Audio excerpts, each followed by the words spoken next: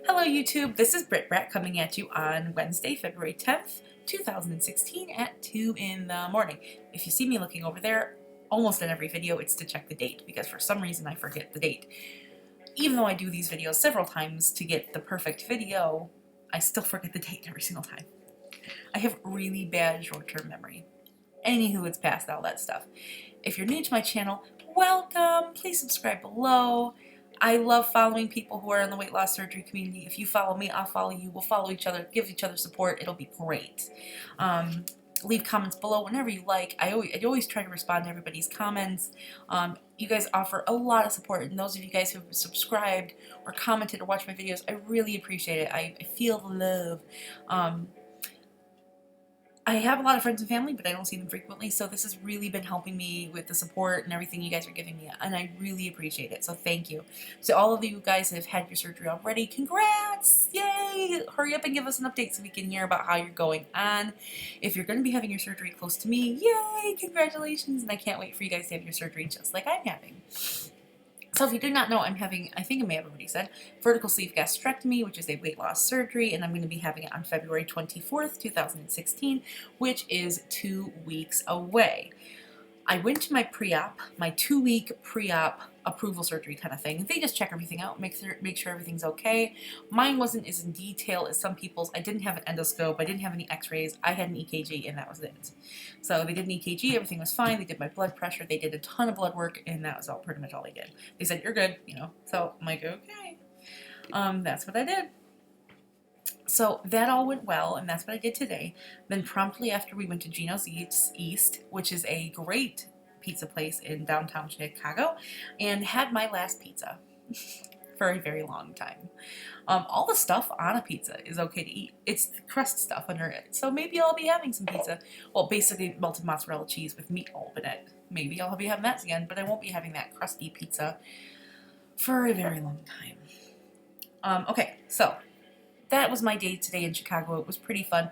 I love going down to Chicago. I grew up down there. If you guys don't know, I live in Wisconsin currently, but I grew up down in Chicago's suburbs, and I used to go to Chicago all the time. I love it down there. It's home. It's just home. Chicago's not the safest place in the world. Up here, it's pretty safe, but it's just home down there. I know where I'm going. I know where I'm at. I feel in place and in sync there, and it's just, my husband hates it there. But I just love it there. So we're finally done with that, and the next time I'll go will be my surgery date on the 24th. That's the next time I'll be in Chicago. I'll be there for a couple of days. I'll be coming home on the 26th, and that will be that. As I said in other videos, I'll be coming home with a drain, which I'll have to go back in a week and get removed. But other than that, it'll be door closed, all done. Yeah. My pre-op diet is going to be protein only, no carbs. I'm allowed to eat whatever I want as long as it's protein and no carbs. So I can have, instead of like the really hard diets that you hear out there that are liquid only or broth or protein shakes only or slim fast only, I actually get to eat meat and stuff like that. I just cannot have any carbs. So I've been trying to keep, we went grocery shopping. I'm not going to do a haul or anything like that. Until I get all the icky stuff out of my house, like the naughty things. Until I do that, I'm not going to show you my hauls or anything like that. But I will show you a few things that I picked up from the grocery store, or just some things that I wanted to show you guys for my 2-week pre-op diet. Now, of course, you guys have seen these thingies, the tuna creations. This is the lemon pepper one. So this is one serving. It's 80 calories. It has only 1 gram of carb and 18 grams of protein. Really good. Okay, so you eat them in salads, or you just, you know, just eat them. But I also found these, and I haven't seen anybody say anything about these things, and probably because they're brand new, but they're called Sarkis Kids Creations. Now they're a little higher in calories. You'll see this one's 110, this one's 90, which is only 10 calories over. And they come in honey barbecue, bacon ranch. I think there's another flavor too, or a couple other flavors. But the honey barbecue has 3.5 grams of carbs and 14 grams of protein. So only 3.5 grams carbs. As you can see on the front, this one has 14 grams of protein as well, and it has 2 grams of carbs. So all 3 of these things are all under like all under 5 grams of carbs each. One of them is 3.5, which is the highest one, and that's because it's the honey barbecue. It's got sugary stuff in it. So, awesome. Single serving things. I need single serving things. I have to control my portions, and instead of measuring everything out all the time, which can get annoying, and sometimes you just give up on it because you don't feel like it anymore, I just get single serving things, so I don't have to even worry about it. I can just, yes, it does cost a little more, but since I'm going to be eating less anyways, it doesn't really matter, does it? Okay, there's also another thing I want to show you. I got a steamer. This thing, love it. Got it from my veggies, even though I'm not going to really be eating that many vegetables because I have to watch the carb thing. And some vegetables do have a lot of carbs in them, so I just have to be really careful is all. But another thing I want to show you, now this I cannot use this on my pre-op diet because it has too much carbs. I mean, it's still not that many carbs, but I can't use it because I'm just trying to restrict them as much as possible. But if you are after your diet or... Sorry, hold on a second. It's my baby monitor. It's going off. Okay. Sorry about that.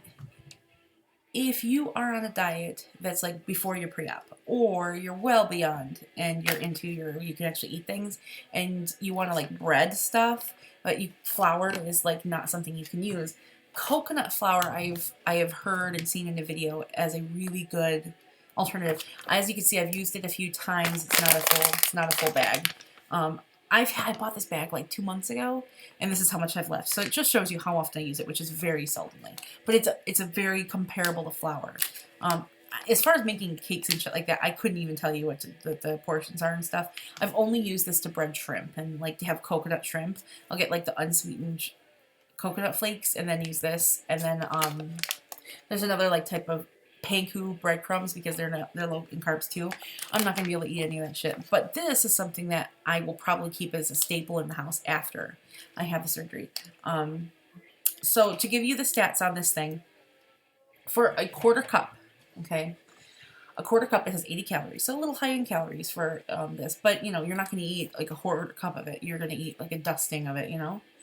It has 6 grams of protein for a quarter cup, which is a lot of protein for a quarter cup of basically flour. It has 10 grams of fiber. So basically 7 grams of net carbs because it has 17 total carbs. So you take out fiber and then you got 7 grams of fiber left. So not bad. Pretty freaking good. Those are the things that matter. Pretty freaking good. It also has some iron in it. Some iron and calcium. It's not bad. Look into it, see what you can find. It is a little pricier than flour, obviously. Going with stuff like this is going to be pricier, but you're not going to use it all that much because you're not really supposed to be going with bready things anyways. But if you very rarely want that crunch, like you want a shrimp and you want it to be crunchy or something, that's a really good alternative as long as you keep it to a minimum. So that's that. I just wanted to share those 2 diet thingies that I picked up at the store.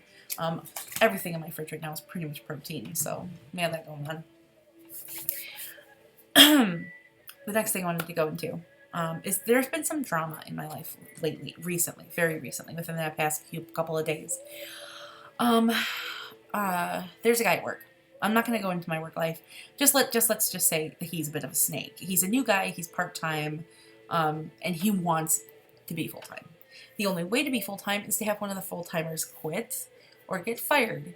And you can imagine that he's not trying to get us to quit. So that just gives you that. So he's gunning for people's jobs. So he's not exactly being the nicest person in the world to people.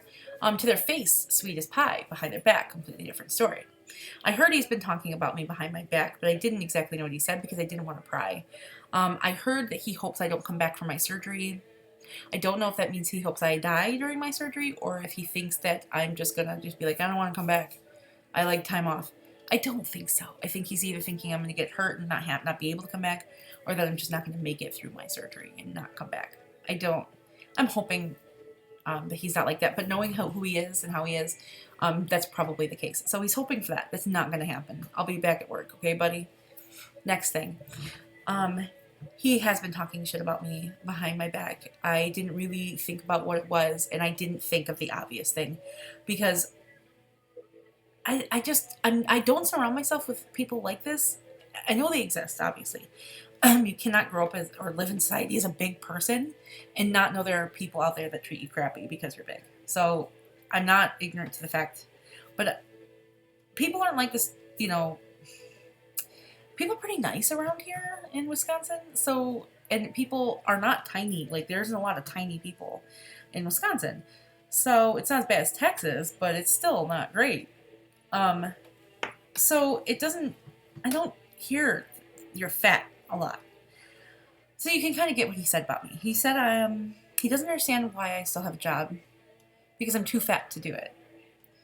Along those lines. Like, I'm too fat to have a job. He doesn't understand how I can still work here because I'm too fat. That kind of stuff. As you guys know, I'm a security guard. Or if you didn't know, now you know. I'm a security guard. I have a physical job. In the summer, I have to be able to lift a lot of weight and set up for concerts and stuff like that. It's a lot of work. In the winter, it's dead, but I still have to be able to walk in like negative 20-degree weather with blizzards going around up to 5 miles a day to check buildings, to check on students, etc., etc. So I do have a slightly physically demanding job. I'm not a construction worker, but I still have to be able to physically perform. I am able to physically perform. The problem is that I'm starting to not be able to recreationally physically perform and work physically perform. I have to choose between the two. And if you've seen my other videos, you'll know that I like to bike ride, and me and my husband can bike ride up to 8 miles, but that's as far as we can go. It's our breaking point, and we have to be able to build up to that 8, and then if we can stay consistent, we can go 8. But that's as much as we've been able to really go. And we walk about 3 to 4 miles daily in the summer if we're not biking. So we are physically active. But it's starting to be, my weight is starting to be a hindrance. I can do my job at work, but I can't also go and bike ride 8 miles. If I do both, I end up so exhausted that I can't function when I take care of my kid during the day. Like, I get so tired. So that's a problem. One of the problems of why I'm having the surgery. But I still do my job. Like, I do my job, and the fat thing doesn't upset me. Like, I know I'm fat. It took me a while to acknowledge it. I mean, I knew I was fat, but it took me a while to acknowledge I have a problem. And most people, you'll find this to be true when it comes to a disorder that you're super self-conscious about, an issue that it's so ashaming that you almost can't address it, so you just ignore it. And it's the same with me. I knew I was fat, but I didn't want to address that I had a problem. And it's fairly common. And it took me a long time to come to the conclusion that I needed help in a drastic sense, not just another diet. I needed a solution that stuck. And it took me a while to get there. But I acknowledge it now. Everyone at work knows why I'm having the surgery. So he knows too. So they all know. I mean, who doesn't know I'm fat? That's not what bothers me. What bothers me is that he's saying I can't do my job, which is completely false. Everyone knows I do my job there. However, there are bosses that we have that may not know me very well, that may take his word that I don't do my job because they don't know. And that's not good.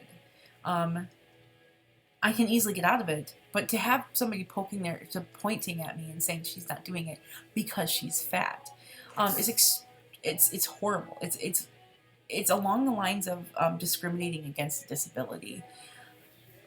I don't like using my obesity as a disability because it's not. I'm able to function, and a disability is kind of defined as something that hinders your daily ability to function as a person. My obesity doesn't, but it's slightly a disability because I'm having surgery to correct it. So currently, I'm kind of, it's not something I would ever think, but he has to be careful when he does stuff like that. Like, you cannot say things like that to other people in the workplace.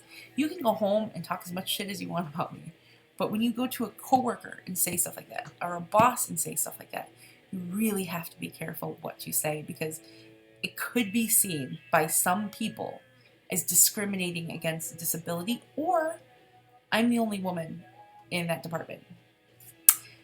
It could be seen as discriminating against a gender, or you're gender biased, or you're harassing me based on my gender. It's not uncommon in this field that there's a great supply of men and a very small supply of women, and it's very frequent that women get discriminated against in this field. So it's not uncommon or unheard of, and he has to be very careful. It really pissed me off that he would say something like that. not the fat thing, but that I can't do my job because I do it. In fact, out of the two of us, he's the one that has more of an issue than me about doing jobs and stuff. He has to be careful. But one of my coworkers, we were talking about this, whether I should address it or not, and he says, people like that bury themselves in the end.